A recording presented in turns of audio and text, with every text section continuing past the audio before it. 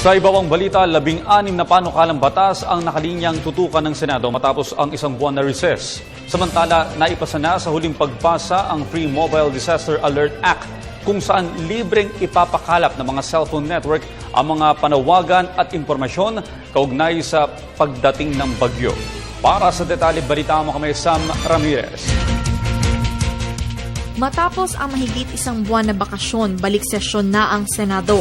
Nakatakdang talakayin ng institusyon ang iba't ibang nakabinbin na panukalang batas, kabilang dito ang Senate Bill No. 256 na naglalayong taasan ang tax exemption limit sa 13th month pay at iba pang benefits ng mga manggagawa.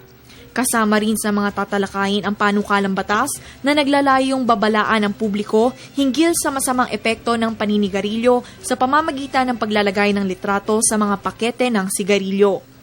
Isa naman sa mga pinakamahalagang panukalang batas na tatalakayin ng Senado, ang Senate Bill No. 2138 o ang Sandigan Bill na naglalayong mapabilis ang pagdinig sa mga kasong nakabinbin sa Sandigan Bayan. Without the Sandigan Bill and without the Supreme Court moving for special courts, it will take 10 to 15 years for a case to finish. So, maganda man investigasyon mo, na-filean man yung tao, kung 10 to 15 years din yung kaso, gagawa ng paraan yan lumamig at mawala. So, it's not only urgent, it's really necessary. Sa kabuuan, may 16 na panukalang batas ang inaasahang uunahin ng Senado sa pagbubukas muli ng sesyon, kabilang dito ang 6 na Senate bills tungkol sa pagpapabuti ng edukasyon. Samantala, sa kanilang pagbalik sesyon, agad na naipasa ng Senado sa ikatlo at huling pagbasa ang Free Mobile Disaster Alerts Act. Isang panukalang batas na nag-uutos sa mga mobile phone service providers na magpakalat ng libre, tama at napapanahong impormasyon sa mga residenteng nakatira sa mga lugar na tatamaan ng bagyo, tsunami at iba pang kalamidad sa pamamagitan ng text o email alerts.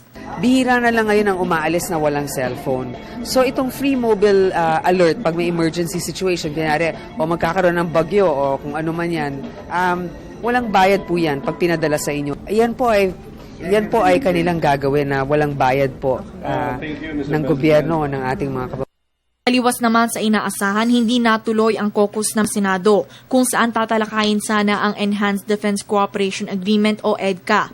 Samantala, naisa ng isama ng Kongreso ang Bangsamoro Basic Law sa inilabas na listahan ng mga priority bills, ngunit hindi pa nakakapagbigay ang MILF Peace Panel ng kopya sa kanila. Para sa Telebisyon ng Bayan, Sam Ramirez.